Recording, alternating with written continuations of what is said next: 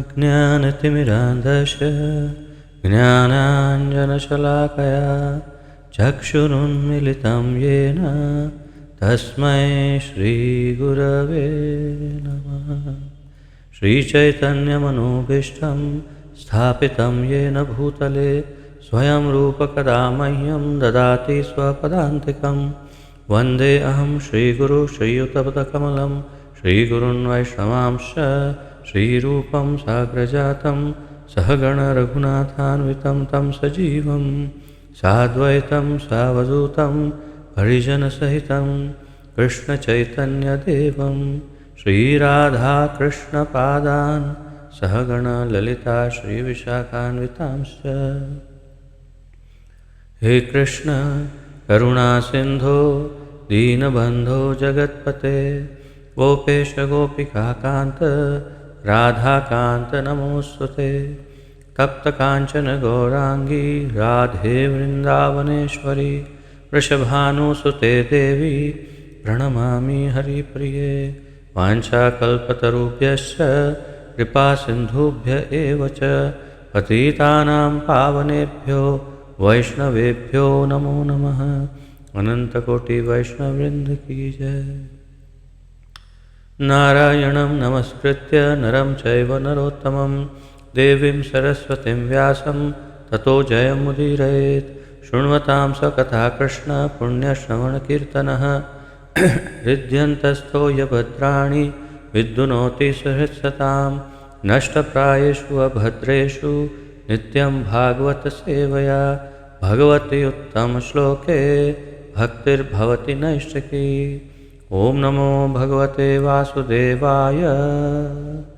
ॐ नमो भगवते वासुदेवाय। ॐ नमो भगवते वासुदेवाय। नमः ॐ विष्णुपादाय कृष्णप्रेष्ठाय भूतले श्रीमते जयपताका स्वामिन् इति नामिने। नमो आचार्यपादाय निताय कृपाप्रदायने गौरकथाधामदाय नगरग्रामतारिणे। नमः ॐ विष्णुपादाय कृष्णप्रेष्ठाय भूतले श्रीमते भक्तिवेदान्तस्वामिन् इति नामिने।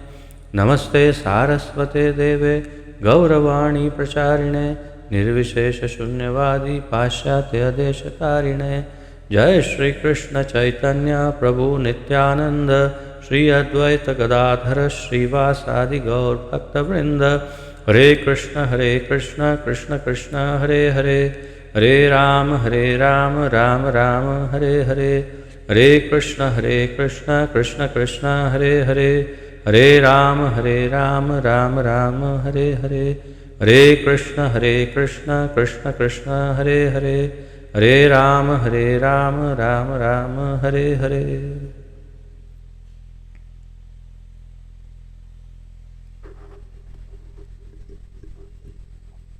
आप सभी का बहुत बहुत स्वागत है आज के इस अत्यंत महत्वपूर्ण दिव्य कार्यक्रम में, जिसके अंतर्गत हम सम्मिलित रूप से श्रीमद् भागवत महापुराण का अध्ययन कर रहे हैं, जिसका आलेखन हमारे इस्कॉन के संस्थापक आचार्य श्रीमद् अभय चरणारविंद भक्तिवेदांत स्वामी श्रील प्रभुपाद जी ने किया है। श्रील प्रभुपाद की जय।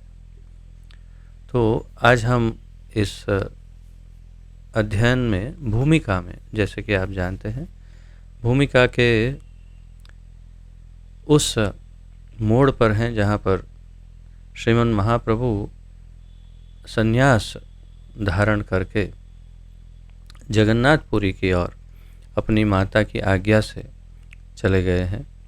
और जगन्नाथपुरी पहुँचते ही जब श्री जगन्नाथ भगवान का दर्शन हुआ है तो भावावेश में आकर के मूर्छित हो गए, मूर्छित होकर गिर पड़े। और उस समय वहाँ के जो गार्ड्स हैं, जो रक्षक हैं, उन्होंने सोचा कि ये कोई बीमारी से मूर्छित हो गए होंगे या, और उनको निकालना चाहा वहाँ से। परंतु वहाँ पर एक बहुत ही विद्वान पंडित जो उस समय के राज्य के सबसे प्रमुख पंडित थे, राजा के दरबार के पंडित थे, तथा वहाँ के सभी मायावादी सन्यासियों के प्राध्यापक थे, जो सबके ट्रेनर थे सभी सन्यासियों के, जिनका नाम है सार्वभौम भट्टाचार्य, वो वहाँ पर उपस्थित थे। और उन्होंने उस समय वहाँ पर महाप्रभु को अपने घर ले जाने का निर्णय लिया। उन्होंने सोचा कि ये जो सन्यासी गिर पड़े हैं, वास्तव में ये कोई सामान्य सन्यासी नहीं है। उन्होंने लक्षण देखे और लक्षणों से उन्हें पता चला कि ये कोई सामान्य व्यक्ति का लक्षण नहीं है। जो भावावेश में आ जाता है भगवान के प्रेम के, वही इस प्रकार के लक्षण प्रदर्शित कर सकता है। परंतु परीक्षित भी करना चाहते थे महाप्रभु को, उनका परीक्षण करके ये देखना चाहते थे कि क्या वास्तव में ये भावावेश में आए हैं या फिर कोई बहरूपिया है, क्योंकि लोग दूसरों को छल करके अपना निजी स्वार्थ सिद्ध करने के लिए भी कभी कभी ऐसा करते हैं। तो इसीलिए उन्होंने परीक्षण करना चाहा, परीक्षा की उन्होंने वैज्ञानिक रूप से, जो कल हमने देखा कि उन्होंने उनकी पेट की गति, उनके नाड़ी परीक्षण किया, एक रुई लेकर के नाक के पास रखी और अनेक प्रकार से उनका परीक्षण किया और पाया कि वास्तव में ये वास्तविक समाधि में पहुंच गए हैं और ये सिद्ध अवस्था के कोई भक्त लगते हैं। तो ये सब देख करके सार्वभौम भट्टाचार्य प्रयास करने लगे कि उन्हें मूर्छा से बाहर निकाला जाए। उसके लिए उन्होंने वैदिक उपचार नहीं, क्षमा करिए, वैदों को बुला करके उपचार करने का प्रारंभ किया, लेकिन उससे कोई फायदा नहीं हुआ। तब आगे अब हम आज देखते हैं कि जो उनके संगीगण हैं, जब वो वहाँ पहुँच जाएंगे तो फिर किस प्रकार महाप्रभु की मूर्छा तोड़ने में सहायक होंगे। तो आइए कल जहाँ से हमने विराम लिया था वहीं से आगे बढ़ते हैं। आप सब स्क्रीन पर देखिएगा, मैं शेयर करता हूँ स्क्रीन। आप सभी देख पा रहे हैं? जय।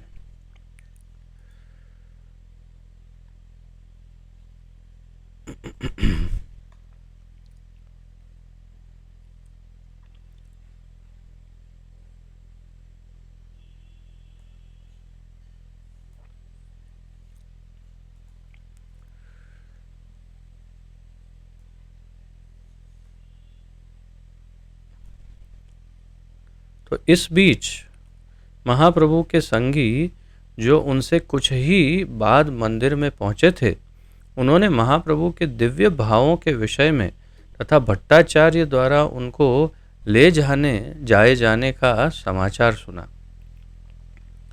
तो जो संगीगण में नित्यानंद प्रभु आदि जो साथ में चल रहे थे, वो सब पहुंच गए मंदिर में। मंदिर में देखा महाप्रभु नहीं है, लेकिन वहाँ सब लोग अभी भी चर्चा कर रहे थे कि यहाँ पर अभी ऐसा हुआ, एक सन्यासी आए, बेहोश हो गए। तो वो सब सुना और फिर पता चला कि उन्हें सार्वभौम भट्टाचार्य ले गए। यात्रीगण अब भी मंदिर में इस घटना के बारे में आपस में गपशप कर रहे थे, लेकिन इन यात्रियों में से एक यात्री संयोगवश गोपीनाथ आचार्य से मिल चुका था, जो परिचित गदाधर पंडित को जानते थे। तो हमने यहाँ पर ऊपर के पैराग्राफ में देखा कल, गोपीनाथ पंडित के विषय में भी हमने जानकारी प्राप्त की, और यहाँ पर आज फिर गोपीनाथ आचार्य, क्षमा करिए, तो गोपीनाथ आचार्य जो है वे उनका, और अब ये थोड़ा सा स्मरण रखना होगा कि सार्वभौम भट्टाचार्य कौन है, वो तो समझ में आया। गोपीनाथ आचार्य कौन है, उनका और सार्वभौम भट्टाचार्य का क्या संबंध है, फिर गदाधर पंडित इसमें कहाँ पिक्चर में आते हैं बीच में, और फिर आगे महाप्रभु के साथ किस प्रकार उनका संबंध निकलता है, वो सब देखने समझने योग्य है। तो ध्यानपूर्वक समझना होगा।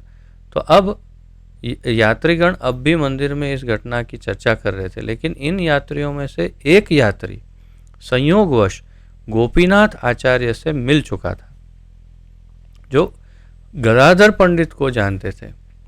तो इन्हें गोपीनाथ आचार्य से यह पता चला कि महाप्रभु सार्वभौम भट्टाचार्य के निवास स्थान पर मूर्छित अवस्था में पड़े हैं। तो ये सब जो भी लिंक है वो आगे स्पष्ट हो जाएगी, इन लोगों का क्या संबंध है। लेकिन उन्हें गोपीनाथ आचार्य से पता चला, यानी गोपीनाथ आचार्य को जो जानते थे वो व्यक्ति मंदिर में खड़े थे, उनसे पता चला कि सार्वभौम भट्टाचार्य के वहाँ महाप्रभु अभी भी मूर्छित अवस्था में हैं। श्री भट्टाचार्य गोपीनाथ आचार्य के साले थे। अब ये देखिए, श्री भट्टाचार्य यानी सार्वभौम भट्टाचार्य। सार्वभौम भट्टाचार्य गोपीनाथ आचार्य के साले थे, अर्थात गोपीनाथ आचार्य की बहन के पति सार्वभौम भट्टाचार्य। समझ में आ रहा है ना? श्री सार्वभौम भट्टाचार्य गोपीनाथ आचार्य के साले यानी गोपीनाथ आचार्य की बहन के पति। तो यहाँ साले और जीजाजी जैसे संबंध ऐसा था, लेकिन दोनों महापंडित थे। फर्क इतना था कि गोपीनाथ आचार्य जो है वो वैष्णव पंडित थे, आचार्य थे, और सार्वभौम भट्टाचार्य मायावादी आचार्य थे। तो गदाधर पंडित ने मंडली के साथ सभी सदस्यों का परिचय गोपीनाथ आचार्य से कराया, जो उन्हें भट्टाचार्य के यहाँ ले गए। यहाँ महाप्रभु आध्यात्मिक समाधि में मूर्छित पड़े थे। तो तभी गदाधर पंडित भी वहाँ थे, और गदाधर पंडित ने, क्योंकि गदाधर पंडित तो नवद्वीप के ही हैं, तो गदाधर पंडित ने वहाँ पर गोपीनाथ आचार्य भी मिले, उनसे परिचय करवाया कि ये सारे हमारे नवद्वीप के ही हैं, और इनको मिलिए नित्यानंद प्रभु, ये है, सबसे परिचय करवाया। और फिर उन्हें भट्टाचार्य के वहाँ, गोपीनाथ आचार्य यानी सार्वभौम भट्टाचार्य के वहाँ ले गए।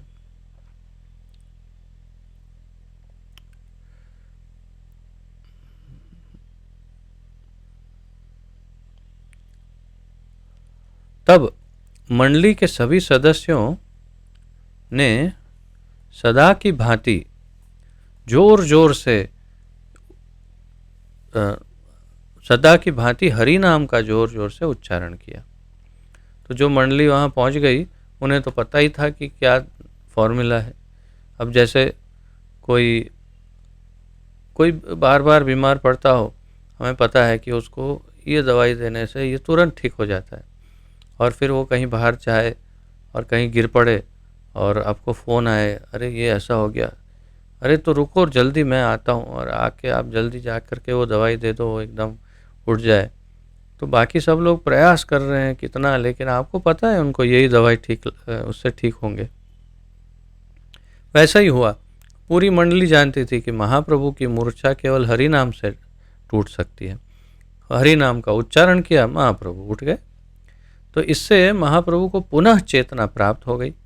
तत्पश्चात भट्टाचार्य ने मंडली के समस्त सदस्यों का स्वागत किया, जिनमें नित्यानंद प्रभु भी सम्मिलित थे, और उन सबों से आतिथ्य स्वीकार करने के लिए कहा। अब तक तो सार्वभौम भट्टाचार्य जान चुके थे कि महाप्रभु सामान्य व्यक्ति नहीं हो सकते। एक तो सन्यासी है, और वास्तविक उनको समाधि लग गई, भगवान को देखकर मूर्छा आ गई। तो और फिर उनके संगीगण ये भी सामान्य नहीं होंगे अवश्य ही। तो सबका स्वागत किया और उनको उनका आतिथ्य स्वीकार करने के लिए अनुरोध किया। तब महाप्रभु सहित मंडली समुद्र में स्नान करने गई और भट्टाचार्य ने काशी मिश्र के घर में उनके रहने तथा भोजन की व्यवस्था कर दी। बहुत ज़्यादा डिटेल यहाँ नहीं है क्योंकि स्वाभाविक है, तो संक्षिप्त परिचय है। तो काशी मिश्र के वहाँ उनके ठहरने की व्यवस्था की सार्वभौम भट्टाचार्य जी ने, और तब सब लोग गए समुद्र में स्नान करने, क्योंकि स्नान आदि करेंगे, स्वच्छ होंगे, फिर प्रसाद पाएंगे। उनके बहनोई गोपीनाथ आचार्य ने भी मदद की। तो साले बहनोई दोनों ने मिलकर के पूरी व्यवस्था की। और गोपीनाथ आचार्य तो गदाधर पंडित के बहुत अच्छे मित्र थे या तो उनके परिचित थे, तो उनके द्वारा तो पहले से ही जानते थे कि महाप्रभु कौन है, और वे महाप्रभु को भगवान के रूप में जानते थे। उनको इतना परिचय था गोपीनाथ आचार्य को। उन साले बहनोई दोनों में महाप्रभु की दिव्यता को लेकर मैत्रीपूर्ण क्षमा करिए, मैत्रीपूर्ण बातें होती रहीं, और गोपीनाथ आचार्य ने अपने पूर्व परिचय के कारण अपने तर्कों से स्थापित करना चाहा कि महाप्रभु स्वयं भगवान है, और भट्टाचार्य ने उन्हें एक महान भक्त सिद्ध करना चाहा। ये सब जब सेटल हो गए, यानी कि महाप्रभु आदि सब सेट हो गए, तो फिर ये साले बहनोई में बातचीत चलने लगी। दोनों मैत्रीपूर्ण, झगड़ा नहीं, वाद विवाद नहीं, परंतु मैत्रीपूर्ण ढंग से एक दूसरे से बात करने लगे। और गोपीनाथ आचार्य ने ये कहा कि ये चैतन्य महाप्रभु स्वयं भगवान है, वो स्वयं कृष्ण है। और सार्वभौम भट्टाचार्य ने उनके लक्षणों को देख करके कहा कि ये बहुत ही महान भक्त हैं, ये मैं मान सकता हूँ, लेकिन भगवान है वो नहीं। तो यानी कि वो उनको भगवान के रूप में स्वीकार करना नहीं चाहते। अभी तक उनको कोई ज़्यादा परिचय भी तो नहीं हुआ था, परंतु उन्होंने जितने लक्षण देखे उससे उतना तो समझ गए कि एक महान भक्त है, ये मानने को तैयार हो गए। शास्त्रों की दृष्टि से दोनों अपने अपने तर्क देते रहे, वे किसी भावुकता से प्रेरित नहीं थे। ये एक मुख्य पॉइंट है। शास्त्रों की दृष्टि से दोनों अपने अपने तर्क देते रहे। उन्होंने मनगढ़ंत या काल्पनिक या सिर्फ अपनी बात सिद्ध करने के लिए, मनवाने के लिए, जैसे आजकल लोग करते हैं कि कोई अपनी बात मनवाने के लिए मिथ्या बातें भी अंदर मसाला जिसको कहते हैं डाल देते हैं, और उसको कहीं कैसे भी सच सिद्ध करना। ऐसा कुछ नहीं। ये कोई काल्पनिक बातें नहीं, ये मनगढ़ंत बातें नहीं, ये भाव में कही हुई बातें नहीं। ये शास्त्रों की दृष्टि से दोनों तर्क दे रहे थे, किसी भावुकता से प्रेरित नहीं थे। ईश्वर के अवतारों को प्रामाणिक शास्त्रों के आधार पर निश्चित किया जाता है, न कि मूर्ख सिरफिरों के जनमतों से। तो इससे पहले भी हमारी चर्चा हुई थी कि किसी को ईश्वर कैसे मानते हैं। किसी भी व्यक्ति को यदि ईश्वर के रूप में या भगवान के अवतार के रूप में स्वीकार करना हो, तो ये परम आवश्यक है कि अधिकृत शास्त्रों में उनका उल्लेख होना चाहिए। और जो लक्षण शास्त्र बताते हैं, भगवत्ता के लक्षण, कि एक भगवान में ये लक्षण हो सकते हैं, वो सारे लक्षण भी उसमें दिखने चाहिए। अगर नहीं दिखेंगे या शास्त्रों में कहीं उनका वर्णन नहीं है, तो उन्हें भगवान के रूप में स्वीकार नहीं कर सकते। आजकल इतने पैंतरे लोग अपनाते हैं, इतने हथकंडे अपनाते हैं लोग अपने आप को या लोगों को भगवान सिद्ध करने के लिए, और ऐसे ही लोग भगवान मान लेते हैं उन्हें। इसने माना, उसने माना, इसने माना तो मैंने भी माना, सब मानेंगे तो मैं क्यों नहीं मानूंगा ये भगवान है। इससे वो एक कथा याद आती है, कहानी। वास्तविकता है कि ऐसे होता है। एक व्यक्ति जो था उसके पास उसने एक बहुत सुंदर बकरी खरीदी कहीं से, और उसने सोचा कि अब ये बकरी को मैं पालूंगा पोसूंगा। बहुत सुंदर बकरी थी। एक चोरों की टोली वहाँ से निकली। उन्होंने देखा, अरे ये बहुत अच्छी बकरी है इसके हाथ में, तो कैसे इसको हम चुरा सकते हैं। बोले चलो एक प्लान बनाते हैं। तो 3 चोर थे। 3 चोर जो हैं वो तीनों अलग अलग स्थान पर रास्ते में, उसके रास्ते में उसको अ, विभाजित हो गए, एक साथ नहीं थे। तो पहला चोर मिला, उसने बोला राम राम जी, कैसे हैं, क्या है, कहाँ से हैं, कौन से गांव से। अच्छा अच्छा, ये कुत्ता क्यों उठा रखा है आपने अपने कंधे पर? कुत्ता उठा रखा है? तुम्हारी तबीयत ठीक है? कुछ दिखता है ठीक से, या कुछ चश्मा वश्मा है? अरे क्यों, कुत्ता है ना आपके कंधे पर, देखो कुत्ता रखा है। अरे ये बकरी है। अच्छा, नहीं मुझे तो कुत्ता लग रहा है। खैर कोई बात नहीं, आप हम तो परिचित नहीं है, आप जाइए। आगे गया थोड़ा, दूसरा मिला। अब ये है सारी टोली एक ही। दूसरे ने कहा, जय राम जी की, कहाँ से, क्या कौन से गांव से? अच्छा वो मार्केट से आए। अच्छा अच्छा, कुत्ता खरीदा है आपने? अरे कुत्ता खरीदा है? मैं तो बकरी खरीदी है। बोले कौन कहता है आपको, आप नहीं जानते क्या? देखो ये वो नस्ल का कुत्ता है, देखो दिख रहा है, उसके चिन्ह ये है वो है। और सोच में पड़ गया कि अरे ये क्या, 2 जनों ने मुझे कहा ये कुत्ता है। उतारी बकरी सर यहाँ कंधे से, ऐसे ऐसे सब जगह से देखने लगा, बकरी है क्या, ये लोग उल्लू बना रहे। फिर रख दिया, लेकिन बोले 2 अलग अलग लोग क्यों ऐसा बोलेंगे। आगे गया तो तीसरा मिला। तीसरे ने देखते ही कहा, अच्छा आप वो मार्केट से आए लगता है, वो कुत्ता खरीद के, है ना? मैंने भी एक बार ये कुत्ता खरीदा था, अच्छी नस्ल का है। तब तो इसको लगा कि नहीं, ज़रूर कोई गड़बड़ है। ये ऐसा कैसे हो सकता है कि 3 लोग एक बात बोल रहे हैं और सभी गलत बोल रहे हैं। तो फिर उसने उसको वहीं पर, उस बकरी को वहीं रास्ते में छोड़ दिया और वो चला गया। क्योंकि उसने सोचा कुत्ता लेके क्या करूँगा, घर जाके लोग, घर वाले मारेंगे, यार ये क्या कुत्ता लेके आया तू मार्केट से। और फिर वो तीनों चोर ने बकरी ले ली। तो क्या तात्पर्य है, सार क्या है इस कथा का? सार है कि यदि कोई बार बार एक ही बात कहे तो दिमाग के अंदर वो बात जो है, और वो भी अलग अलग लोग, तो वो बात को हम सत्य मान लेते हैं। ये हमारी मूर्खता है। सत्य को हमेशा शास्त्रों से प्रमाणित करना चाहिए, न कि कही सुनी बातों से। जबकि हम अपना पूरा जीवन, हमारा संपूर्ण जीवन केवल कही सुनी बातों से ही, उसके ही आधार पर जीते हैं। देखिए हम कितने मूर्ख हैं कि हम कही सुनी बातों पर अपना पूरा जीवन जीते हैं, जबकि सत्य शास्त्रों में है। तो इसलिए यदि किसी को भगवान मानना हो तो शास्त्रों में ढूंढना चाहिए कि क्या इसमें कोई प्रमाण है कि ये भगवान है। इस प्रकार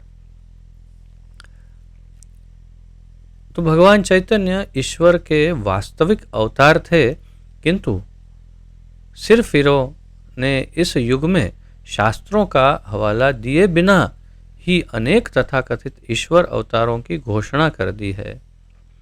तो चैतन्य महाप्रभु तो स्वयं स्वयं भगवान है, अवतार भी नहीं है, वास्तव में अवतार ही है।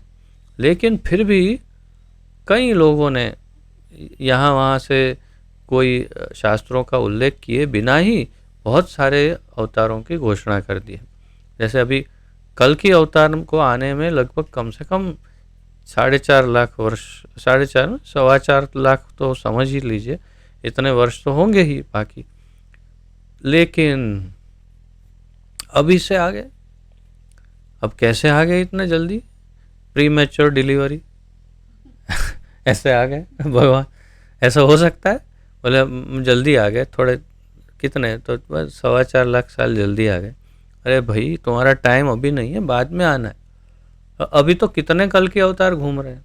अब देखिए चमत्कार भी दिखाते हैं बड़े बड़े, और लोग उन्हें भगवान मानते हैं, उनकी पूजा करते हैं। बचना चाहिए इन दूरतों से। लेकिन सार्वभौम भट्टाचार्य या गोपीनाथ आचार्य ऐसी मूर्खतापूर्ण भावुकता से प्रेरित नहीं हुए। इसके विपरीत उन दोनों ने उनकी दिव्यता को प्रामाणिक शास्त्रों के बल पर स्थापित करने या अस्वीकार करने का प्रयत्न किया। ये कोई सामान्य लोग नहीं थे जो चर्चा कर रहे थे, दोनों महापंडित थे, महाज्ञानी थे, शास्त्रों में निपुण थे एकदम, और इसलिए इन लोगों ने शास्त्रों के आधार पर चर्चा की और सिद्ध करना चाहा ये भगवान है या नहीं है। बाद में यह पता चला कि भट्टाचार्य भी नवद्वीप क्षेत्र के रहने वाले थे और उनसे यह ज्ञात हुआ कि भगवान चैतन्य के नाना नीलांबर चक्रवर्ती सार्वभौम भट्टाचार्य के पिता के सहपाठी थे। तो बाद में ये बात करते करते जैसे रिश्ता निकल आता है ना, कोई मिलते हैं तो, जैसे हमारे द्वारकाधीश प्रभु द्वारका चैतन्य प्रभु जी हैं, तो उनका और हमारा बात करते करते पता चला कि हमारा तो बिल्कुल एकदम एक ही क्या कहते हैं स्रोत है, यानी कि हम सब एक ही खानदान से हैं मूल रूप से। तो ये ऐसे एकदम से निकल आता है कि अरे ये तो हमारे एकदम घनिष्ठ संबंधी हैं। तो वैसे ही यहाँ पर बता रहे हैं कि बात करते करते पता चला कि सार्वभौम भट्टाचार्य जो हैं वो भी नवद्वीप के ही रहने वाले हैं और वे उनके जो सार्वभौम भट्टाचार्य के पिताजी और नीलांबर चक्रवर्ती यानी महाप्रभु के नाना जी दोनों एक ही क्लास में पढ़ते थे, क्लासमेट थे। कौन? महाप्रभु के नाना जी नीलांबर चक्रवर्ती यानी शची माता के पिताजी और सार्वभौम भट्टाचार्य के पिताजी दोनों एक क्लास में पढ़ते थे। तो इस रूप में तरुण सन्यासी चैतन्य महाप्रभु के प्रति भट्टाचार्य में वात्सल्य उत्पन्न हुआ। तो स्वाभाविक था कि अब तो एकदम एक बच्चे की तरह उनके प्रति, अपने बेटे या तो इस तरह का भाव उनके प्रति जागृत हो गया कि अरे ये तो मेरे बहुत ही निकटतम है। तो वात्सल्य भाव भट्टाचार्य में उत्पन्न हुआ महाप्रभु के प्रति। भट्टाचार्य महाशय शंकराचार्य संप्रदाय के अनेक सन्यासियों के प्राचार्य थे और वे स्वयं भी उसी संप्रदाय से जुड़े थे। जैसे मैंने आपको कल निवेदन किया था कि सार्वभौम भट्टाचार्य शंकर संप्रदाय के, यानी जो हम जिन्हें मायावादी संप्रदाय कहते हैं, उस शंकराचार्य के संप्रदाय के सन्यासियों के प्राचार्य थे, ट्रेन करने वाले, उनको ट्रेनिंग देते थे। एक होता है आचार्य, एक होता है प्राचार्य। तो ये उनके मुख्य आचार्य थे कि जो सब कुछ ट्रेनिंग उनको देते थे पूरी तरह से। और स्वाभाविक है कि वे स्वयं भी उसी संप्रदाय से जुड़े थे, यानी उनका भी एक प्रकार से मायावादी सिद्धांत ही था। तो अतः भट्टाचार्य चाहने लगे कि यह तरुण सन्यासी भगवान चैतन्य भी उनसे वेदांत का उपदेश सुने। अब देखा कि ये तो भारती संप्रदाय से इन्होंने केशव भारती जी से संन्यास लिया है, तो ये तो मायावादी सन्यासी है चैतन्य महाप्रभु। और अब जब ये इतना नवयुवक सन्यासी है, अभी तक कोई ट्रेनिंग इसकी हुई नहीं है, और मैं जब सबको ट्रेनिंग दे ही रहा हूँ और मेरा और इसका इतना अच्छा संबंध भी है, तो मेरे पास ही ये ट्रेनिंग ले तो अच्छा रहेगा ना, तो मैं उसको बहुत अच्छी तरह से ट्रेनिंग दूंगा। ये भाव, भले उनमें भक्ति के लक्षण बहुत अच्छे देखे, लेकिन भाव ये रहा कि भाई एक सन्यासी को तो वेद पाठ करना ही है, अन्यथा सन्यासी का जीवन व्यर्थ है। सन्यास लेने का कोई मतलब ही नहीं है अगर उन्होंने वेदों का बहुत ही गहन अध्ययन नहीं किया। ये सिद्धांत है उनका मायावादी संप्रदाय का। तो भट्टाचार्य भी ये चाहने लगे कि ये सन्यासी मेरे पास ट्रेनिंग ले तो अच्छा है। शंकर संप्रदाय के अनुयायियों को सामान्य रूप से वेदांती कहा जाता है, लेकिन इसका अर्थ ये नहीं है कि वेदांत अध्ययन पर शंकर संप्रदाय का एकाधिकार है। तो शंकर संप्रदाय के सन्यासियों को वेदांती कहते हैं, लेकिन इसका ये अर्थ बिल्कुल नहीं है कि उनका सिर्फ उनका ही अधिकार है वेदों पर। ये कैसे सिद्ध हो सकता है? कहने का तात्पर्य प्रभुपाद जी का ये है कि जो वैष्णव सन्यासी हैं वे भी, और वैष्णव सन्यासी क्यों, कोई भी, सभी वेदों पर अध्ययन करके उसमें पारंगत हो सकते हैं, निपुण हो सकते हैं। वेदांत का अध्ययन सारे प्रामाणिक संप्रदायों द्वारा किया जाता है, किंतु उनकी अपनी अपनी व्याख्याएं हैं। ये एक महत्वपूर्ण बात है कि वेदांत का अध्ययन सारे प्रामाणिक संप्रदाय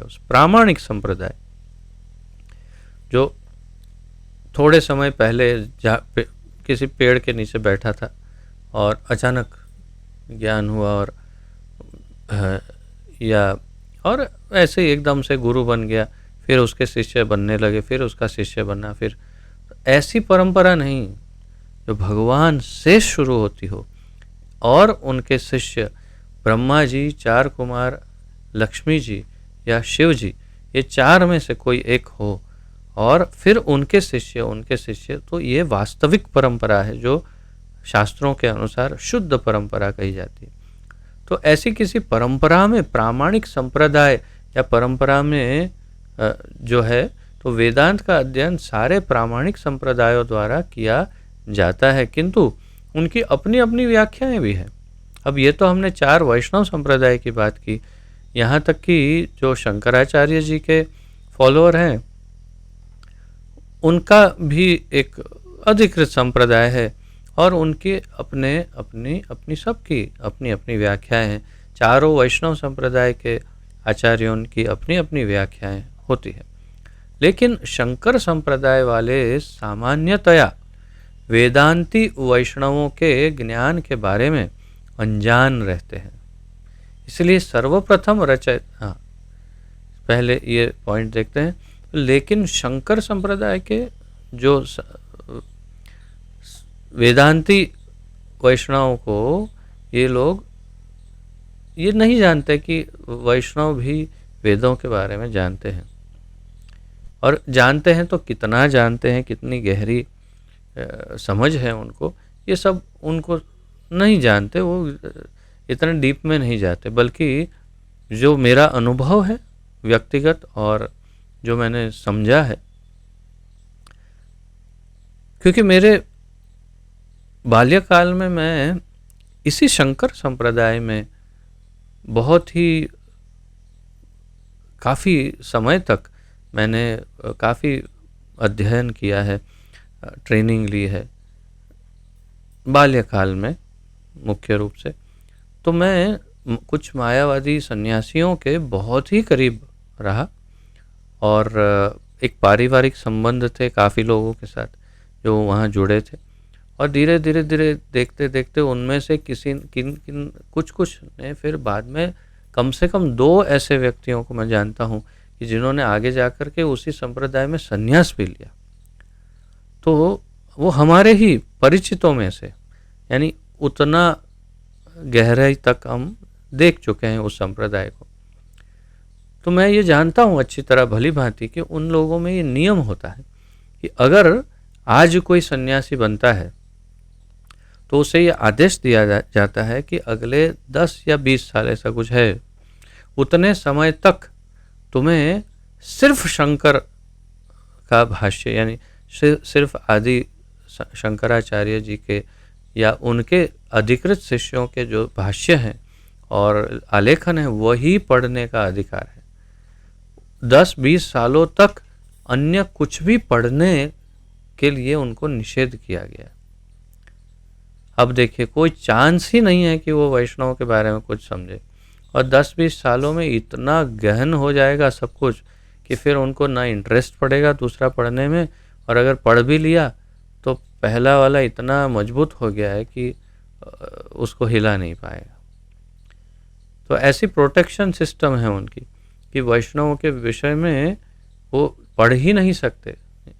अच्छा, मैं ये जब कह रहा हूँ तो मैं बिल्कुल इसका पूर्ण परीक्षण करके और पूर्ण इसके प्रमाण के साथ कह रहा हूँ, क्योंकि मैंने वही सन्यासी जो हमारे साथ उठते बैठते हमारे बीच के एक जो थे जिन्होंने सन्यास लिया, उनको मैं मिला तो मैंने हमारी एक वैष्णव संप्रदाय की का एक ग्रंथ उनको मैंने भेंट किया, ब्रह्म संहिता मैंने भेंट की उनको, और उन्होंने उस समय स्वीकार किया क्योंकि हमारा संबंध बहुत अच्छा था। और बाद में उन्होंने किसी और के थ्रू वापस भेजा वो ग्रंथ, ये कह करके कि हमें इतने वर्षों तक कुछ भी और पढ़ने की मनाही है, इसलिए मैं नहीं पढ़ सकूँगा या पढ़ सकूँगी। वास्तव में वो माता है तो सन्यासी नहीं है, तो उन्होंने मना कर दिया। तात्पर्य क्या है कि ये हमारे बारे में ज़्यादा नहीं जानते, वैष्णवों के ज्ञान के बारे में ज़्यादा नहीं जानते। इसलिए सार्वभौम, अब ये पॉइंट जो अब यहाँ कह रहे हैं प्रभुपाद जी, वो अपने बारे में कह रहे हैं, स्वयं के बारे में कह रहे हैं। क्या है? इसीलिए सर्वप्रथम रचयिता को वैष्णवों ने भक्ति वेदांत उपाधि से विभूषित किया। बहुत ही छिपे हुए रूप से प्रभुपाद जी ने अपनी बात कही है। थोड़ा गहराई से सोचेंगे तभी समझ पाएंगे कि ये अपनी बात कर रहे हैं। इसीलिए सर्वप्रथम यानी पहली बार रचयिता को, रचयिता कौन? इस ग्रंथ के लेखक को या तो इस ग्रंथ के रचयिता को वैष्णवों ने यानी उनके गुरु ने भक्ति वेदांत उपाधि से विभूषित किया। तो क्योंकि सन्यास उन्होंने अपने गुरुजी के डायरेक्टली अंडर नहीं लिया, उनके गुरु भाई से लिया, तो इसलिए उन्होंने कहा वैष्णवों ने। तो वैष्णवों ने उन्हें भक्ति वेदांत उपाधि से विभूषित किया और इसीलिए उनका नाम है अभय चरणारविंद भक्ति वेदांत स्वामी श्रील प्रभुपाद जी। तो यहाँ पर अपनी बात कर रहे हैं। और भक्ति वेदांत क्यों? वेदांत, वेदांत का एक अर्थ ये भी होता है कि जहाँ वेदों का अंत हो वहीं से भक्ति की शुरुआत होती है। बल्कि वेदों का और दूसरे और भी कई अर्थ हैं वेदांत के, मुख्य मूल रूप तो शास्त्रों में जैसे बताया वो तो है ही, लेकिन ये अर्थ भी है वेदांत का अर्थ। और भक्ति वेदांत का अर्थ तो बिल्कुल एकदम स्पष्ट है कि जो सभी वेदों का सार भक्ति रूप में जो जानते हैं और दे सकते हैं, ऐसे भक्ति वेदांत स्वामी। महाप्रभु ने भट्टाचार्य से वेदांत पर शिक्षा ग्रहण करनी स्वीकार कर ली और वे दोनों भगवान जगन्नाथ के मंदिर में साथ साथ बैठते थे। अब यहाँ से नया एपिसोड शुरू हो रहा है। अब महाप्रभु ने, क्योंकि उन्होंने सोचा कि इनका उद्धार भी करना ही पड़ेगा सार्वभौम भट्टाचार्य का, तो इसलिए कैसे उद्धार करेंगे? मुझे स्मरण है कि मैं बाल्यकाल में कुछ ऐसे मोटिवेशनल ग्रंथ कभी कभी बुक्स कभी कभी पढ़ता था। तो बड़े एक प्रचलित, बहुत लोगों ने शायद जो आधुनिक पढ़ाई काफ़ी करते हैं या ऐसे मोटिवेशनल बुक्स वगैरह पढ़ते हैं, उन्होंने पढ़ा होगा डेल कार्नेगी नाम के एक बहुत ही विश्वविख्यात लेखक हैं जिन्होंने एक बहुत विश्वविख्यात किताब लिखी है जिसका नाम है how to win friends and influence people. किस प्रकार मित्रों को जीता जाए, यानी कि मित्र बनाए जाए, और किस प्रकार लोगों के ऊपर प्रभाव डाला जाए। ऐसा एक ग्रंथ ऐसी एक किताब लिखी है। तो उसमें उन्होंने एक जगह पर पूरा एक चैप्टर दिया है कि अगर आप लोगों के ऊपर प्रभाव डालना चाहते हैं, यदि आप लोगों को की मैत्री जीतना चाहते हैं, मित्रता, तो सबसे पहले एक बहुत ही अच्छे श्रोता बनिए। सबसे पहले उनसे सुनिए, और जब धैर्यपूर्वक सुनेंगे तो उनका आधा विश्वास तो ऐसे ही आप जीत लेंगे। यानी आपको कुछ भी नहीं बोलेंगे, केवल वो जो बोले वो सुनते रहेंगे तो भी आप उनके प्रिय हो जाएंगे। ये एक साइकोलॉजिकल ट्रीटमेंट है कि जो उन्होंने बताई उसमें महाप्रभु ने, क्योंकि ये तो डेल कार्नेगी तो बाद में आए, महाप्रभु तो भगवान है, तो भगवान ने स्वयं इसी तरीके को अपनाया। उन्होंने पहले सोचा कि चलो पहले तो इनको स्वीकार कर लेते हैं जो ये कह रहे हैं, और फिर आगे देखिए वो क्या क्या करते हैं, कैसे किस प्रकार सार्वभौम भट्टाचार्य का विश्वास और प्रेम जीतते हैं महाप्रभु। तो महाप्रभु ने भट्टाचार्य से वेदांत पर शिक्षा ग्रहण करनी स्वीकार कर ली। पहले तो वे झुक गए कि हाँ हाँ मैं आपसे शिक्षा ग्रहण कर रहा हूँ, सही है, चलिए स्टार्ट करते हैं। कहाँ बैठेंगे? जगन्नाथ मंदिर में भगवान जगन्नाथ के सामने ही बैठते हैं, वो सबसे अच्छी जगह है। महाप्रभु की तो वही इच्छा रहेगी कि जगन्नाथ के सामने बैठे रहें, ये सबसे तो क्या मतलब है ज्ञान से।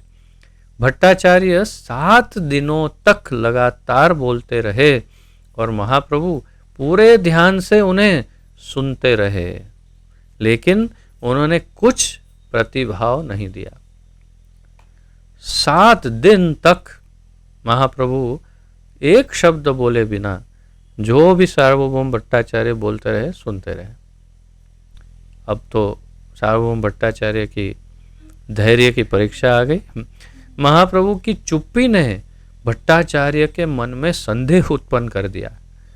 अतएव उन्होंने पूछा कि महाप्रभु ने उनकी वेदांत व्याख्या के विषय में कोई प्रश्न क्यों नहीं किया या कोई टिप्पणी क्यों नहीं की। भट्टाचार्य ने 7 दिन के बाद पूछा।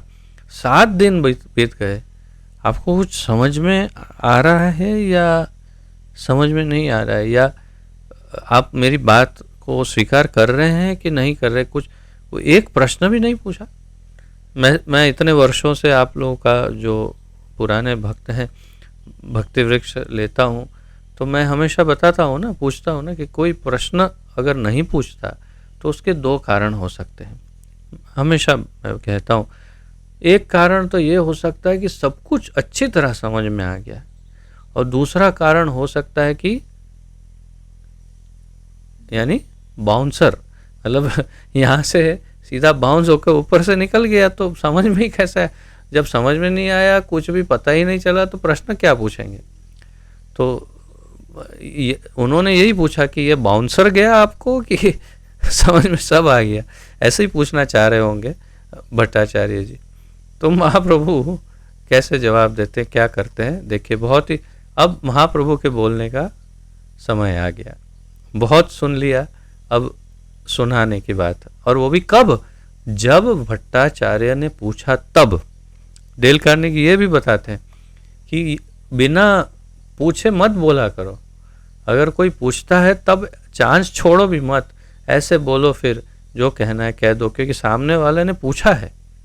तो इसी प्रकार महाप्रभु ने यहाँ ये बहुत सुंदर हथकंडा अपनाया। भट्टाचार्य बोल चुके और फिर जब उन्होंने पूछ लिया तो अब चांस है कि अब बोलना है। तो महाप्रभु तो भट्टाचार्य के समक्ष अपने आप को मूर्ख विद्यार्थी बनाए रहे और ऐसा स्वांग किया कि वे उनसे वेदांत इसलिए सुन रहे हैं क्योंकि भट्टाचार्य का मानना था कि यह सन्यासी का धर्म है। तो वो तो अपने आप को मूर्ख जैसे ही बिल्कुल, हाँ चलो मुझे कुछ पता नहीं है, आप बताइए। और फिर आप जब बोल रहे हैं कि सन्यासी का धर्म है वेदांत का अध्ययन करना, तो इसलिए बैठा हूँ, आप बोलते रहिए।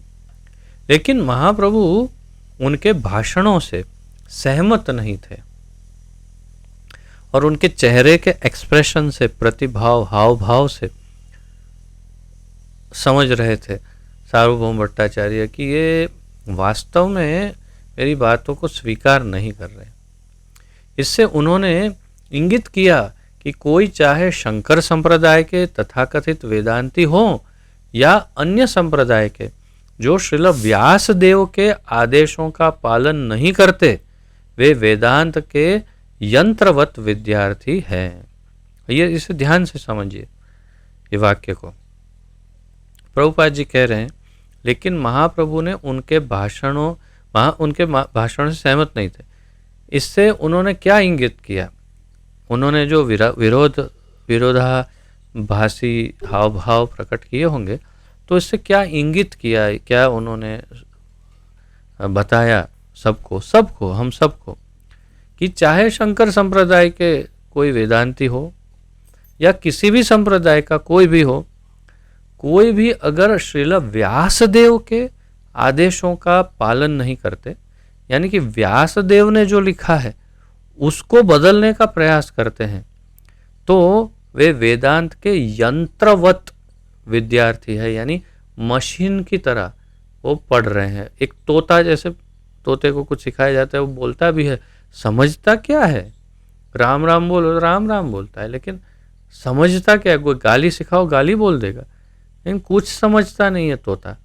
वैसे एक यंत्र, एक तोते की तरह, मशीन की तरह कोई वेदांत सीख रहा है।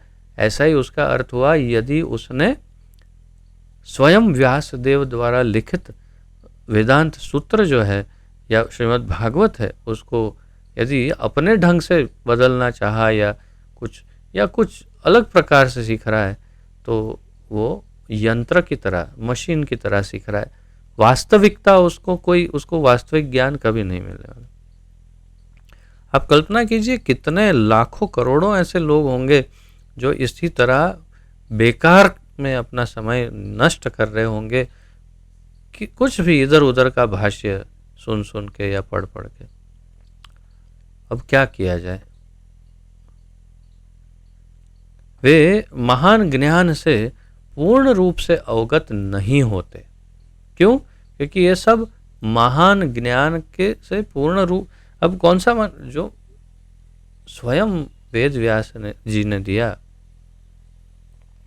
उस ज्ञान से अवगत नहीं है। वेदांत सूत्र की व्याख्या व्यास देव ने स्वयं श्रीमद् भागवत के मूल पाठ में दे दी है। जिसे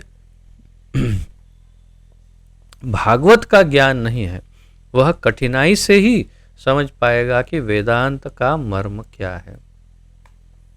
वेदांत सूत्र की व्याख्या भागवत में दी है, ये तो हमने शुरुआत में देखा।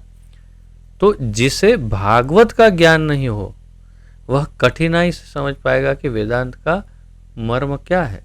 तो यदि किसी को वेदांत सूत्र समझना हो और फिर वेदों को समझना हो, तो पहले भागवत को समझ ले, और भागवत समझ लेगा तो वेदांत सूत्र और फिर उससे ऊपर वेद और सब कुछ समझ पाएगा।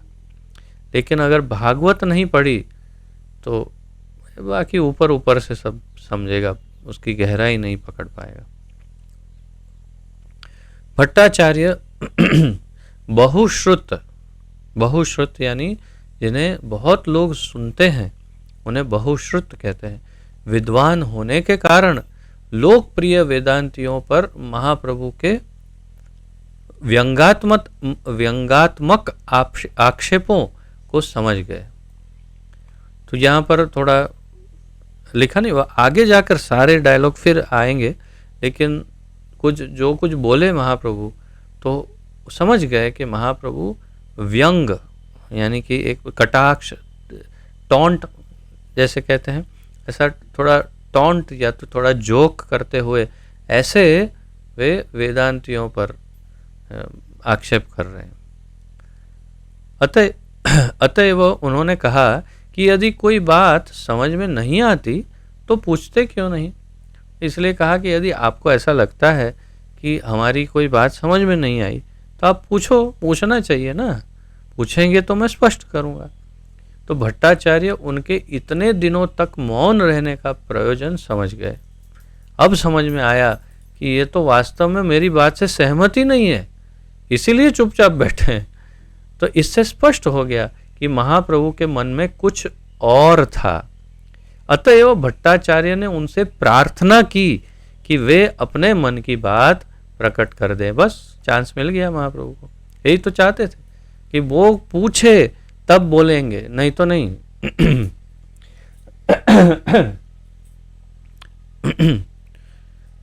जब पूछा जाए और कहा जाए तो उसका वजन बहुत बढ़ जाता है, बिना पूछे कहा जाए उसका वजन बहुत कम होता है।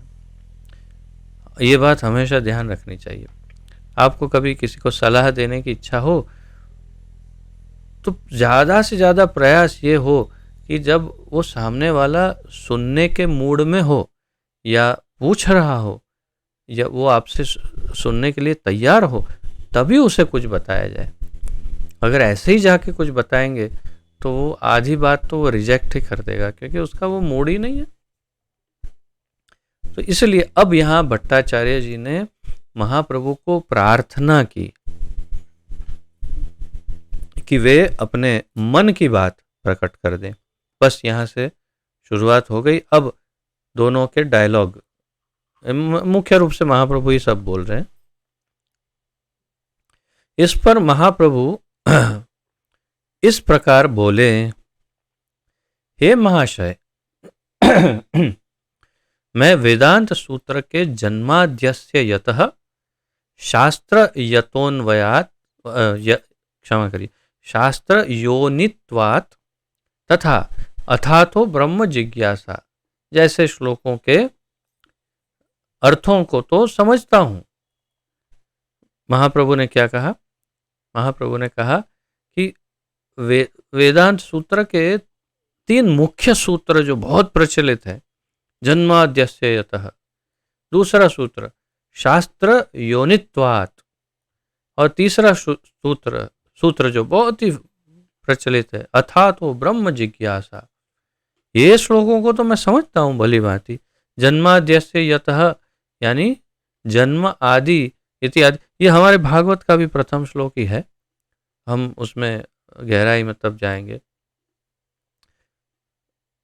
इत्यादि अथातो ब्रह्म जिज्ञासा, यानी अगर ब्रह्म जिज्ञासा नहीं है तो मनुष्य जीवन बिल्कुल विफल है। बड़ा सरल है इनको इन सूत्रों को समझना, इसमें कोई कठिनाई नहीं है, सीधा सब अर्थ है और सीधा अर्थ समझ में आता है। तो इसके जैसे श्लोकों का अर्थ तो मैं समझता हूँ, लेकिन जब आप इनकी व्याख्या अपने खुद के ढंग से करते हैं तो उन्हें समझ पाना मेरे लिए कठिन हो जाता है। क्या कहना चाहते हैं? जैसे कि अथातो ब्रह्म जिज्ञासा, तो उसका अर्थ है कि ब्रह्म जिज्ञासा नहीं हो यदि, तो मनुष्य जीवन बिल्कुल विफल है।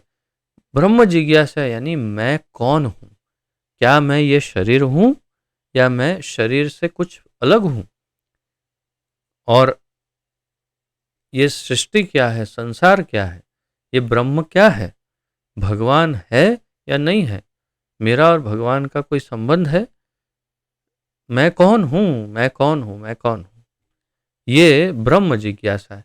अब इतना सरल सीधा सा इसका अर्थ है, लेकिन ये लोग उसका अर्थ में सीधा अर्थ नहीं, कुछ और अर्थ निकालते हैं। यानी ज़्यादा, एक होता है इंटेलिजेंट और एक होता है ओवर इंटेलिजेंट।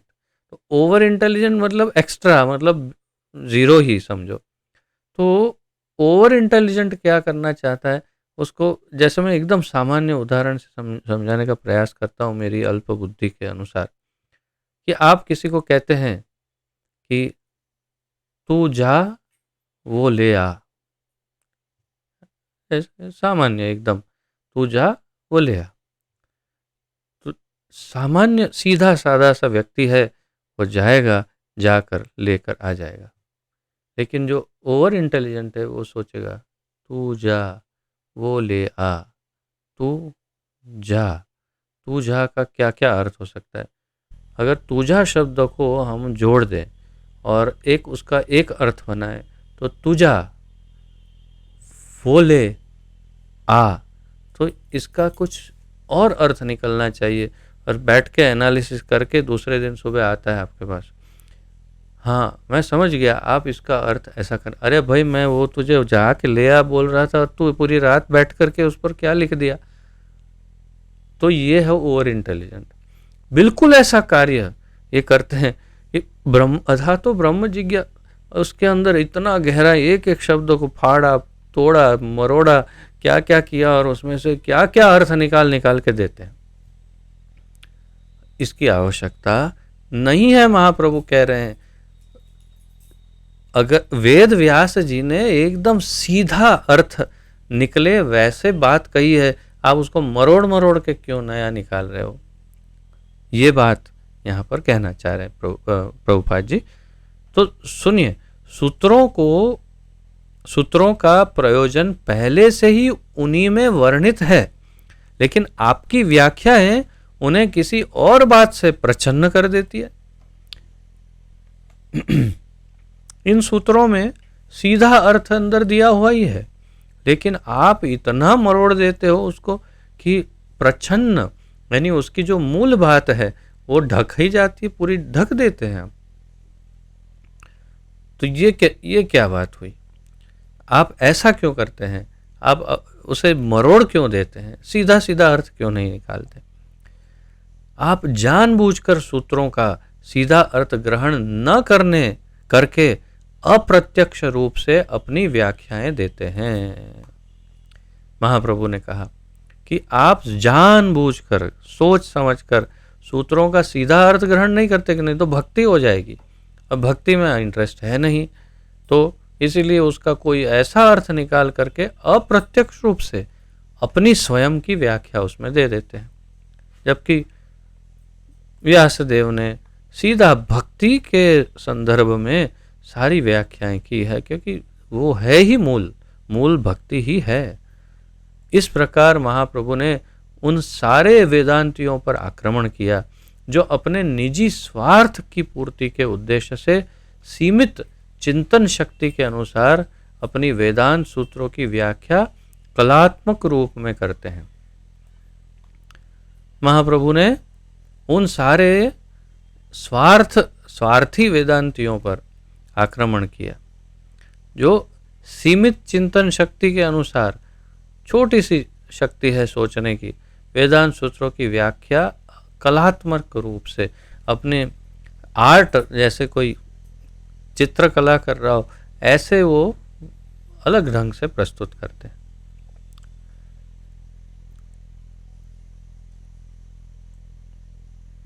बहुत इच्छा हो रही है पर नाम नहीं ले सकता मैं। एक शंकर संप्रदाय के बहुत प्रचलित आचार्य हुए, अभी बहुत ही अब नहीं है, लेकिन बहुत ही अब भी थोड़े समय पहले ही हो गए। बहुत प्रचलित है, विशेष रूप से पढ़े लिखे लोगों में बहुत प्रचलित है, साउथ इंडिया में और ज़्यादा प्रचलित है। और बहुत अच्छी अंग्रेजी बोलते थे, इसलिए।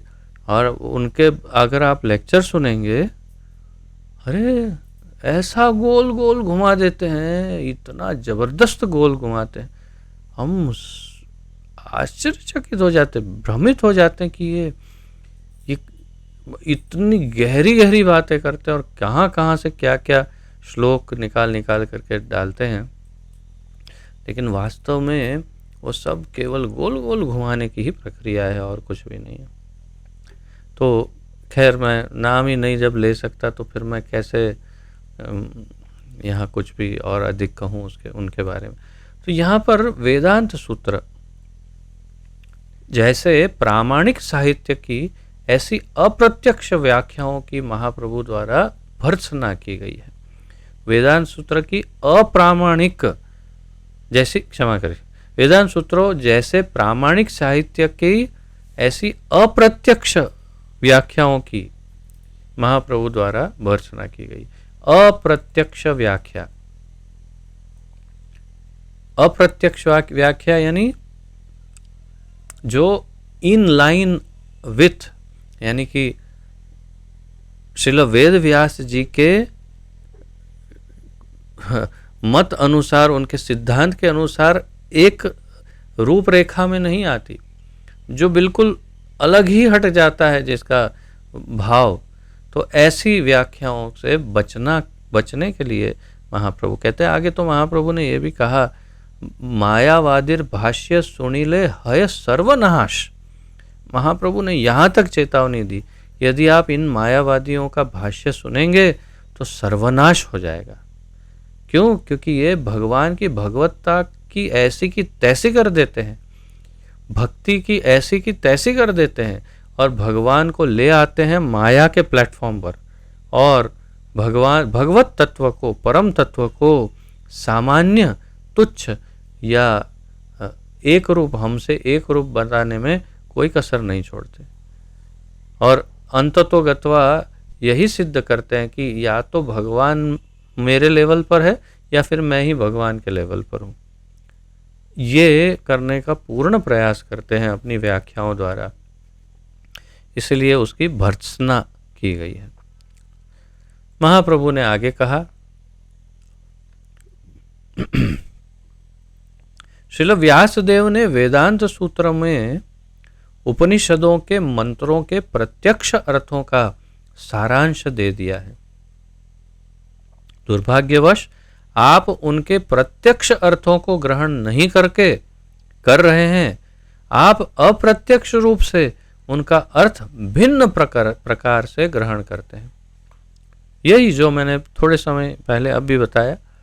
महाप्रभु ने आगे क्या कहा, श्रील व्यासदेव ने वेदांत सूत्रों में उपनिषदों के मंत्रों के प्रत्यक्ष अर्थों को सारांश रूप में दे दिया है। जो प्रत्यक्ष सीधे सीधा एकदम स्ट्रेट फॉरवर्ड अर्थ है, उसको सारांश रूप में भगवान वेद व्यास ने वेदांत सूत्र में दिया है। तो वेदांत सूत्र अनेक उपनिषदों, वेदों का सारांश है। ये तो सामान्य बुद्धि की बात है, इसलिए उसे वेदांत सूत्र कहा। सूत्र यानी थ्रेड, या तो उसकी मुख्य बागडोर जिसे कहते हैं, तो सार है वो। तो सारांश दिया है सीधा सीधा। लेकिन दुर्भाग्यवश आप लोग उनके प्रत्यक्ष अर्थों को ग्रहण नहीं कर रहे हैं। आप अप्रत्यक्ष रूप से उनके अर्थ को भिन्न प्रकार से ग्रहण करते हैं। जैसे मैंने कहा वैसे ही कि तू जा और ले आ, और उसका कुछ और ही बना करके सामने प्रस्तुत कर दिया। अरे भाई, मैंने तो इतना सिंपल इंस्ट्रक्शन दिया, जाकर ले के आ। तो पूरी रात बैठ गया और उस पर पूरी स्टोरी लिख दी। ऐसा क्यों करते हैं? क्या प्रूव करना चाहते हैं? आप अपने आप को व्यासदेव से अधिक बुद्धिमान कहते हैं?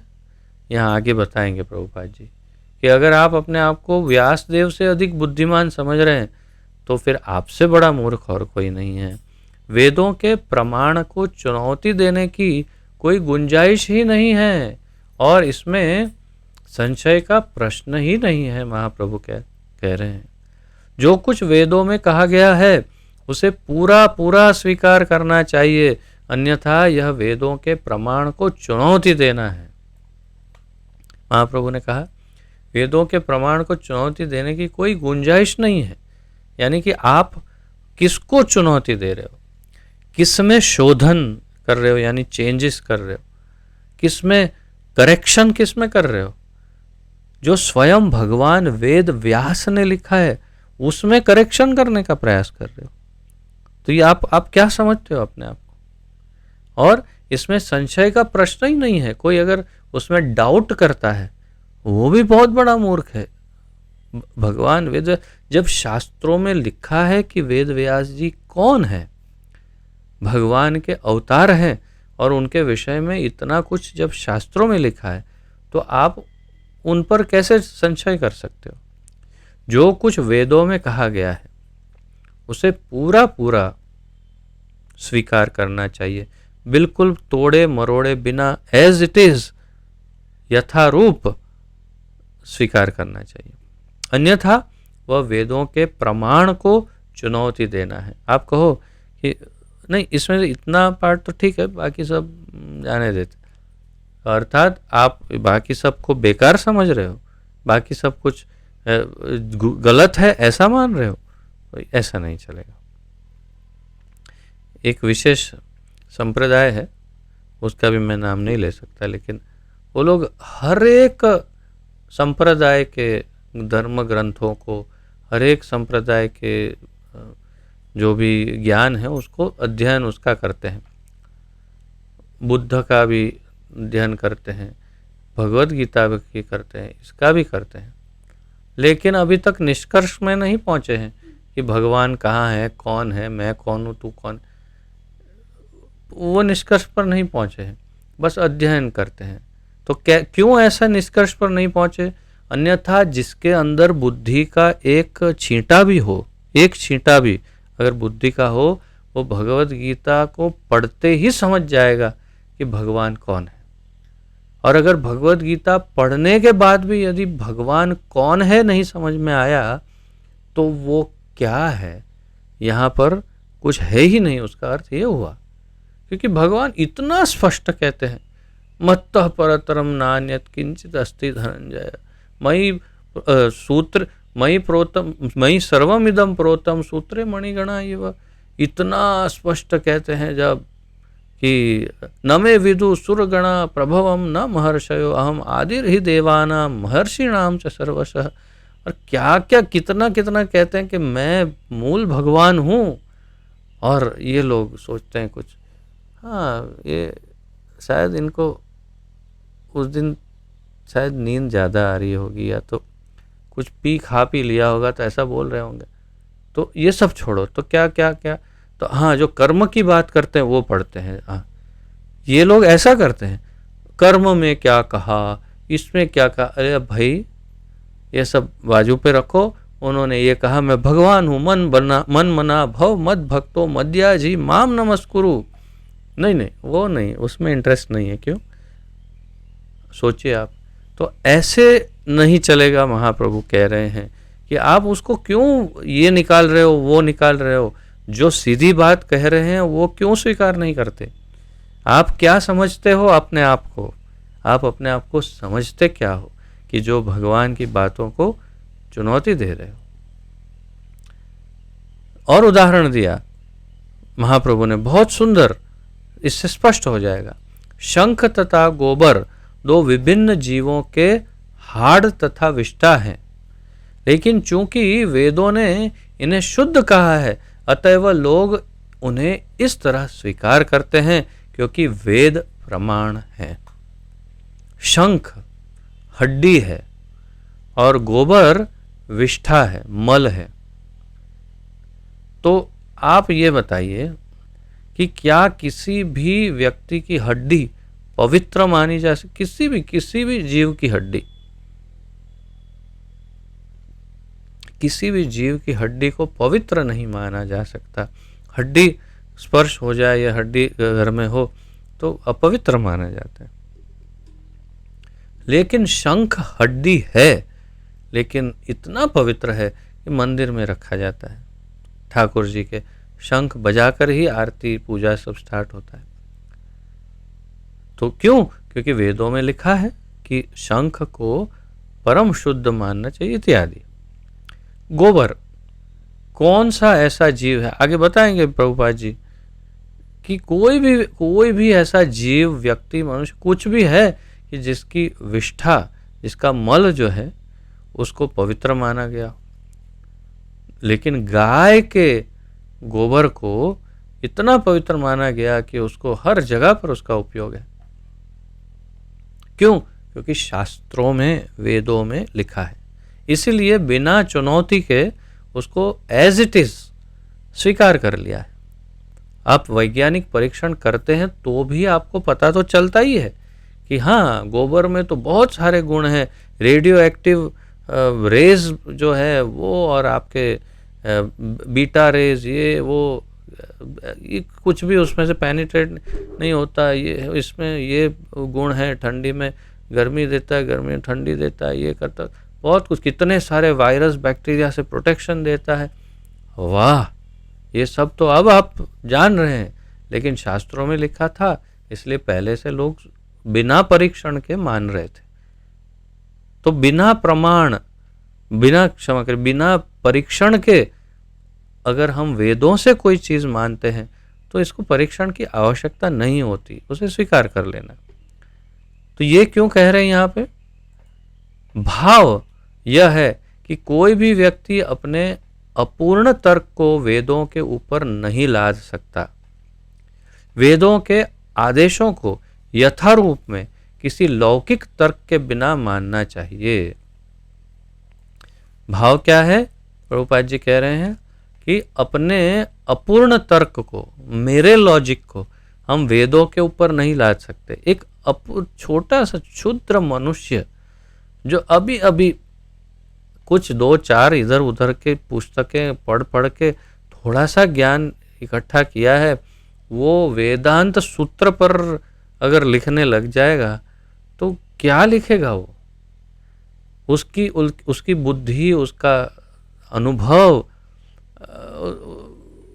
और ज्ञान क्या क्या है? तुच्छ तुच्छ, अत्यंत तुच्छ, कोई नगण्य है। और वो अगर वेदों पर भाष्य लिख जाए तो क्या बड़ी कौन सी बुद्धिमानी की बात? ये तो मूर्खता है। तो प्रभुपाद जी यही कह रहे हैं कि कोई भी व्यक्ति अपने अपूर्ण तर्कों को वेदों के ऊपर नहीं लाद सकता। वेदों के आदेशों को यथारूप में किसी लौकिक तर्क के बिना मानना चाहिए। ये बुद्धिमानी है। क्यों? क्योंकि वेद कोई सामान्य मनुष्यों या ऋषि मुनियों द्वारा नहीं लिखा हुआ है। धर्म्यम तो साक्षात भगवत प्रणीतम। वेदों का, धर्म का पूरा पूरा ज्ञान भगवान ने स्वयं लिखा हुआ है या कहा हुआ है। उनका अपना ज्ञान है।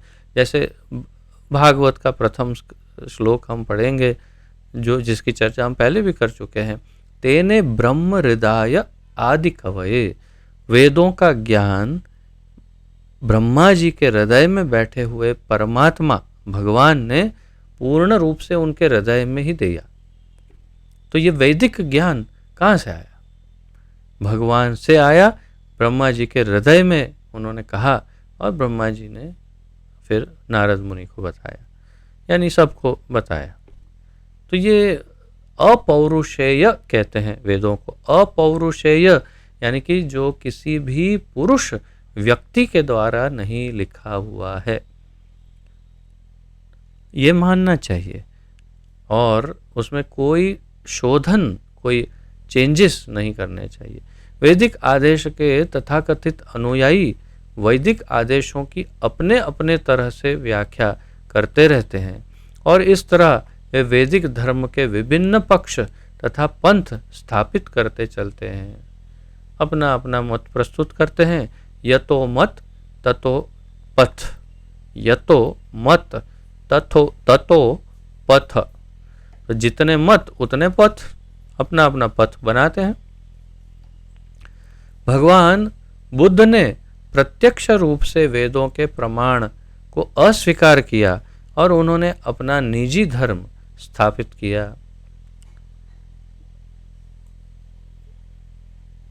ये अलग विषय है। वास्तव में भगवान बुद्ध भगवान के ही अवतार हैं, ये निश्चित है। और उन्होंने बिल्कुल सोच समझ करके, क्योंकि स्वयं भगवान है, सोच समझ करके वेदों के मत का खंडन किया था। क्योंकि कलयुग प्रारंभ हो चुका था और वेदों का दुरुपयोग हो रहा था, इसलिए सबको भ्रमित करके ले गए। और फिर शंकराचार्य जी ने आकर के पुनः वेदों को शुद्ध रूप में स्थापित किया। ये भी प्लान था। और तो यहाँ अलग इसका भाव है। तो भगवान बुद्ध ने प्रत्यक्ष रूप से वेदों के प्रमाण को अस्वीकार कर दिया और उन्होंने अपना निजी धर्म स्थापित किया। इसीलिए वेदों के दृढ़ अनुयायियों को बौद्ध धर्म स्वीकार्य नहीं हुआ। तो जो दृढ़ता से वेदों के अनुयायी हैं वो बौद्ध धर्म को स्वीकार नहीं करते।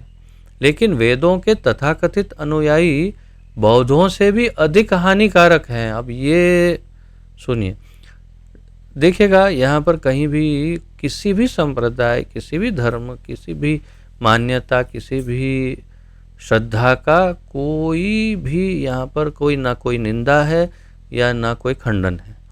ये जो शास्त्रों में शुद्ध रूप से लिखा है वही यहाँ प्रभुपाद जी रिपीट कर रहे हैं। आपको आश्चर्य होगा, लेकिन इसके अनेक श्लोक हैं जिसमें वर्णन है कि बुद्ध भगवान कैसे आए, क्यों आए, उन्होंने क्यों ये स्थापित किया। फिर उन्होंने शिव जी को कहा कि आप शंकराचार्य के रूप में जाइए और इसको पुनः स्थापित कीजिए इत्यादि। ये सारा सब वेदों शास्त्रों में स्पष्ट रूप से वर्णित है। इसलिए यहाँ कोई बात ऐसी नहीं कि जो केवल हाँ हम उनको नहीं मानते, ऐसी बात नहीं है। जो शास्त्रों में है यही प्रभुपाद जी कह रहे हैं। तो लेकिन वेदों के तथाकथित अनुयायी जो थे उन्होंने बौद्धों से भी अधिक वो हानिकारक हैं। क्यों? क्योंकि वे, प्रभुपाद जी बताएंगे, क्योंकि वे स्वयं भगवान वेद व्यास की बातों का खंडन कर देते हैं। तो फिर उससे तो बुद्ध के फॉलोअर ही अच्छे हैं ना, जो वेदों को ही नहीं मानते। कम से कम वेद व्यास जी का अपमान तो नहीं, उस प्रकार तो नहीं अपमान होता, झूठे तो नहीं सिद्ध करते उनको। तो बौद्धों में वेदों को प्रत्यक्ष रूप से इनकार करने का साहस है, लेकिन वेदों के तथाकथित अनुयायियों में ऐसा साहस भी नहीं है, यद्यपि वे अप्रत्यक्ष रूप में वेदों के सारे आदेशों का उल्लंघन करते हैं। भगवान चैतन्य ने इसकी भी भर्त्सना की। उन्होंने ये भी बताया, ये सब बोला महाप्रभु ने, और उन्होंने कहा कि जो बौद्ध हैं वो सब कम से कम उनमें साहस है कि वो मानते ही नहीं बोल के साइड पर चले जाते हैं, लेकिन जो तथाकथित वेदांती है वो सीधा सीधा नहीं ऐसा कर सकते, इसलिए उसके अर्थ का अनर्थ करके प्रस्तुत करते हैं। खैर ये सब हमारे लिए जानने योग्य है, इसलिए प्रभुपाद जी बता रहे हैं।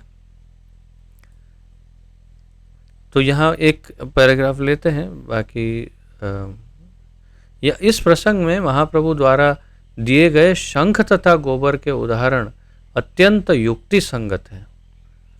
यदि कोई यह तर्क करे कि चूंकि गाय का गोबर शुद्ध है अतः विद्वान ब्राह्मण का मल उससे भी अधिक पवित्र है, तो उसका यह तर्क स्वीकार्य नहीं होगा। गोबर तो मान्य होगा, किंतु उच्च पदासीन ब्राह्मण का मल अमान्य होगा, महाप्रभु ने आगे कहा। तो प्रभुपाद जी सिंपल लॉजिक से समझा रहे हैं।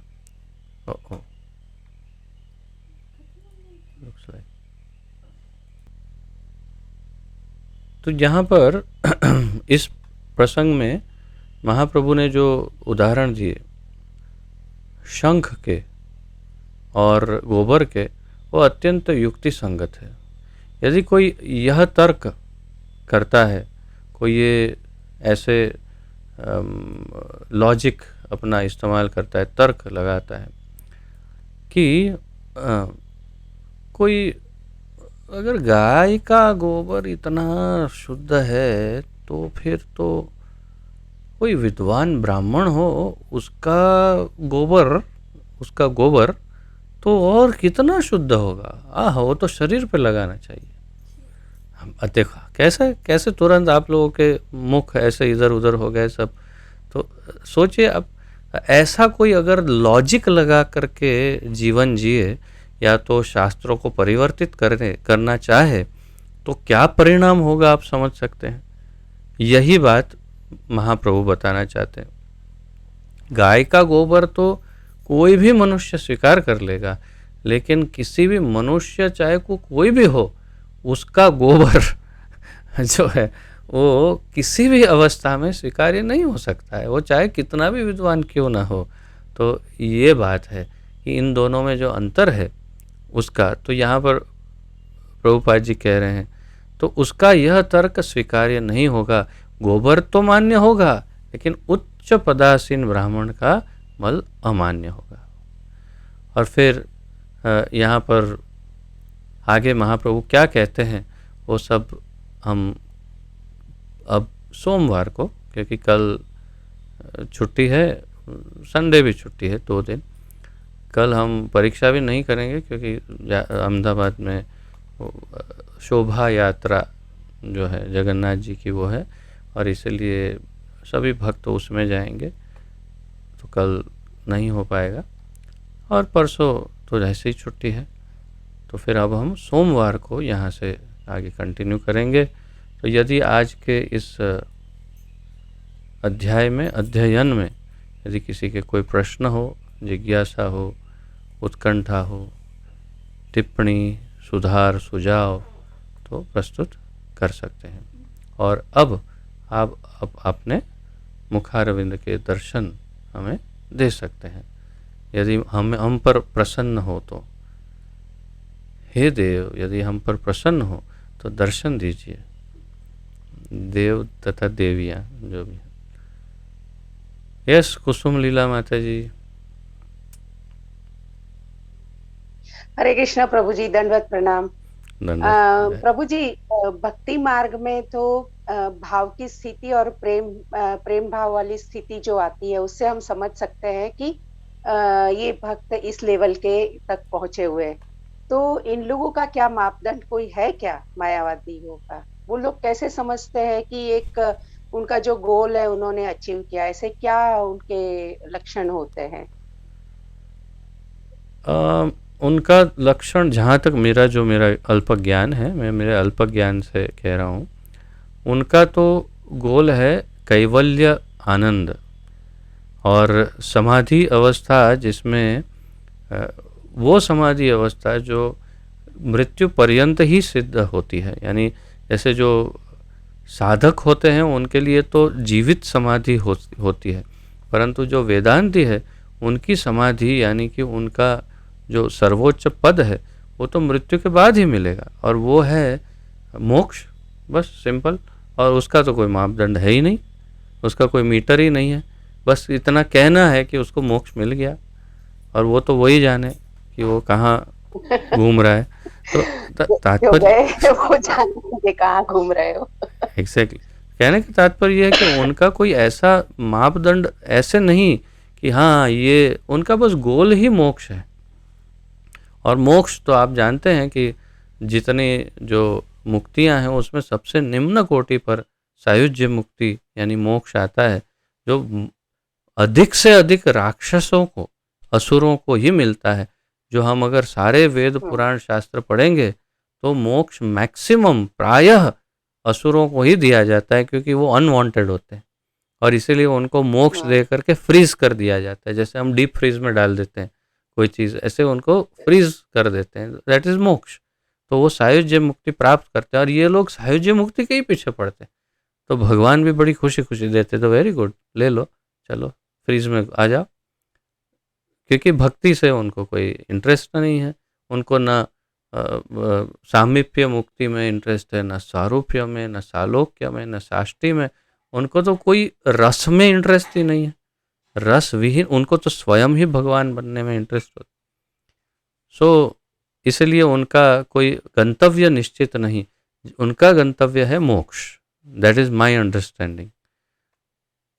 लेकिन मिला नहीं मिला वो कोई गारंटी नहीं है, ना एग्जैक्टली, ही वो खुद एक्सपीरियंस कर पाएंगे। एग्जैक्टली तो उसकी। प्रभु जी, इसमें तो ये लोग खुद ही की पूरी जिंदगी वो लोग तर्क पे जीते हैं, तर्क लगा के सब कुछ समझने की कोशिश करते हैं, और एंड में जहां तर्क लगाना है वही नहीं लगा रहे, क्योंकि एग्जैक्टली, उनको कहाँ पता है कि मोक्ष मिलता है। तो एब्सोल्युटली यानी राइट। मोक्ष मिला कि नहीं इसका कोई प्रमाण नहीं है, लेकिन फिर भी उसको मान के चलते हैं, जबकि भक्ति पथ में प्रमाण है कि भाई वो इस लेवल पे जीते जी हम देख सकते हैं कि ये व्यक्ति इस लेवल तक के है, ऐसा वैसा वहां पर कुछ नहीं है, फिर भी वो लोग जी, और विशेष बड़े रूप से अगर आप इसकी बात करें कि लेवल, तो उनके अंदर लेवल का मेजरमेंट वास्तव में किसी भी सिद्धियों के द्वारा या उनके भावों के द्वारा या उनके बाहरी लक्षणों के द्वारा ऐसे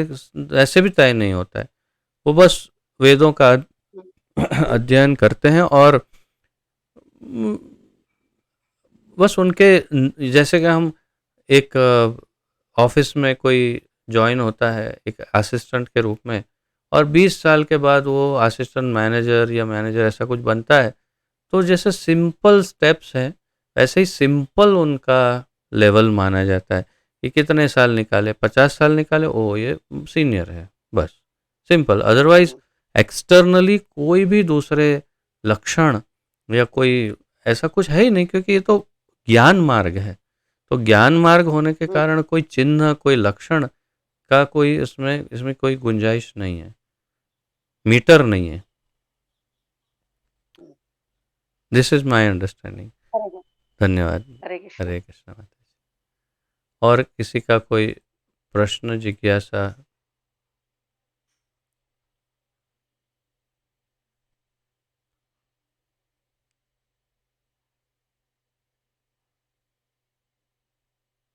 ठीक है, तो यदि किसी का प्रश्न ना हो तो यहाँ पर विराम लेते हैं। पतित पावन जगत गुरु श्रील प्रभुपाद की जय। पतित पावन गुरुदेव की जय। ग्रंथराज श्रीमद् भागवतम की जय। पतित पावन श्री चैतन्य महाप्रभु की जय। गौर प्रेमानंदे हरि हरि बोल। आप सभी के चरणों में दंडवत प्रणाम। आपका बहुत बहुत धन्यवाद। वांछा कल्पतरुभ्यश्च कृपा सिंधुभ्य एव च पतितानां पावनेभ्यो वैष्णवेभ्यो नमो नमः। और स्मरण रहे, जाने से पहले जो अब जेएसएस मीटिंग के लिए प्रस्तुत है वो सब रहिएगा। जो हमारी जो वीकली जेएसएस मीटिंग होती है वो सब बने रहिएगा। बस एक 2-3 मिनट या 5 मिनट में हम जेएसएस मीटिंग प्रारंभ कर देंगे। बाकी अन्य सब प्रस्थान कर सकते हैं। जय। आप सबका धन्यवाद। हरे कृष्ण।